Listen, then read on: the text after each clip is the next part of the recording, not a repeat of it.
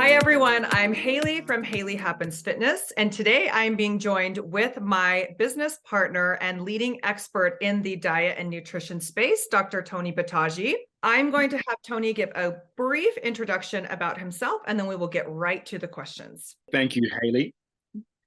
I'm Tony Battaji, and I have two roles in the fitness industry. One is as a coach, and I have been a strength coach for close to 30 years.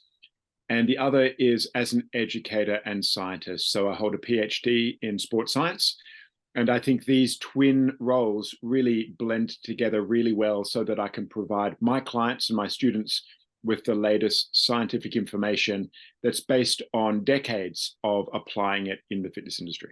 Perfect. Thank you for that. So today we are discussing in this first video about the misconceptions that come up in the diet and fitness space, as well as the non-negotiables for proper fat loss. So Tony, what do you see as the top 3 mistakes that women make as they are trying to navigate fat loss, and what kind of fitness that they should do as they are getting older after the age of 35 plus? There really are 3 big things that I see can be improved when people are trying to change their body composition. And these are in no particular order because I think that they're commonly experienced to a certain degree for so many people. The first is an over-reliance on endurance aerobic training and an under-reliance on resistance training. And the reason why I think this is so important is that as we age, our muscle composition changes and we keep our slow twitch muscle fiber and we tend to lose our fast twitch muscle fiber. And this just goes on from the age of 25 onwards. What aerobic training does or endurance training does, it helps us preserve our slow twitch fibers, whereas weight training really taps into the fast. And when we do one and really not the other, we end up getting to 40, 50, 60, 70 with a lot of slow twitch fiber, and we're losing all of this fast twitch. Now, we need fast twitch fiber as we age, because this is what is attached to the bone and keeps the bone strong and healthy. In terms of how we train bone is how we train fast twitch fibers. It also prevents falls and helps us do activities of daily living. So we really want as much fast twitch fiber as possible. Now, the issue is not to not do aerobic training, it's to over rely on it. And I think the common cause here, Haley, or the common thinking is that when we run and cycle and swim, we expend a lot of energy. And most people realize that losing weight is an energy balance equation. That is, we want to expend more than we're eating.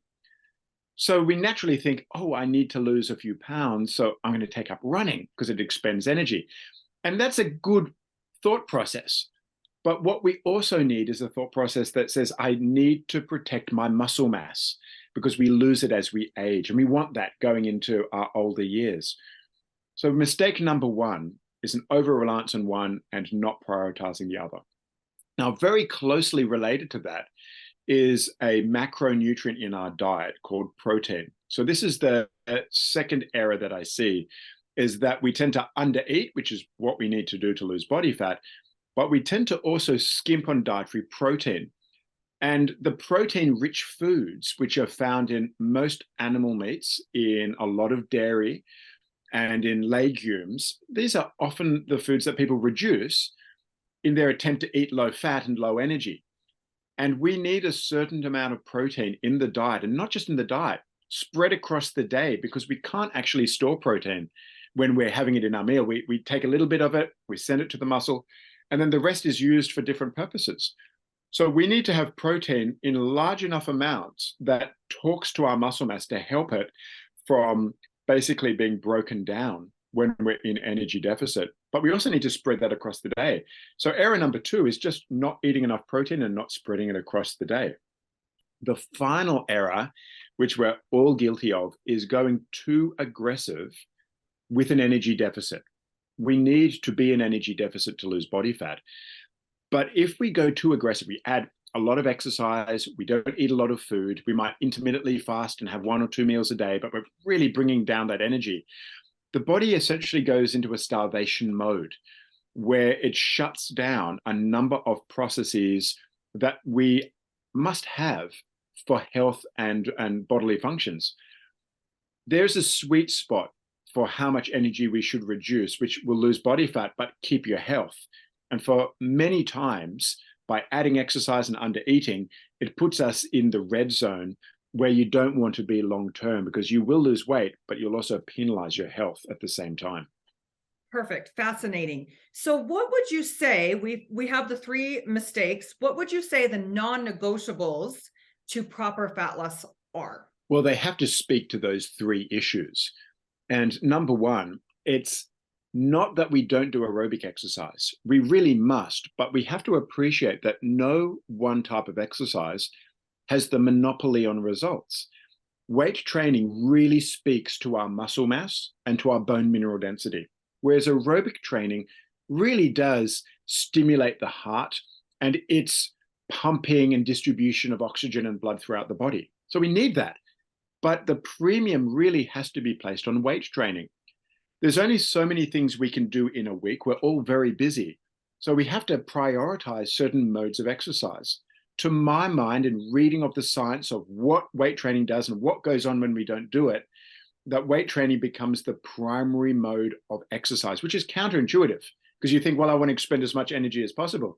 Well, in reality, we actually want to bring energy down with diet and add weight training, because that's the most potent mode of exercise to protect our muscle mass and our bone mineral density, which is lost as we age. So number one, non-negotiable, is prioritize a well-designed progressive resistance training program.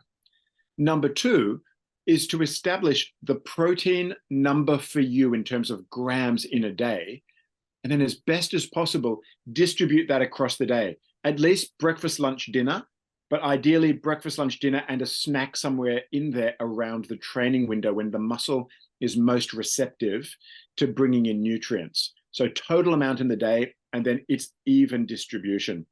And then finally, once we establish what kind of energy it takes to run your body, so your weight's stable, we call that your resting metabolic rate and your total daily energy expenditure. Once we know what that is in a ballpark, because we can never measure it precisely, we'll reduce that to a certain number that helps you lose body fat, but without putting you into the perils of being in this low energy status, which really does negatively affect so many systems in the body.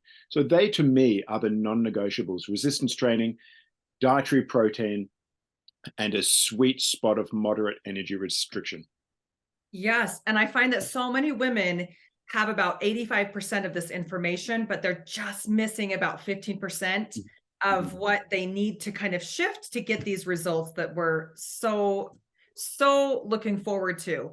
So this wraps up our first module. We will be back soon with our second little video talking about all things macronutrients and how they assist in our body composition and fat loss goals. So thank you for joining us. We'll be back soon.